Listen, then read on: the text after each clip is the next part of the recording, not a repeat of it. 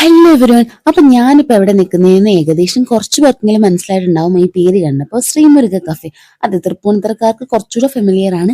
അപ്പൊ ഞാനവിടെ നിൽക്കുന്ന അവിടുത്തെ ഒരു സ്പെഷ്യൽ സാധനം കഴിക്കാൻ വേണ്ടിയിട്ടാണ്.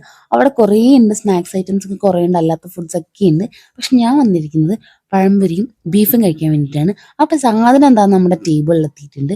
ആ സെറ്റ് വരുന്നതെന്ന് പറഞ്ഞാൽ 3 പഴംപൊരി, പിന്നെ അതിൻ്റെ കൂടെ ബീഫ് കറിയാണ് ഒരു കോംബോ പോലെ വരുന്നത്.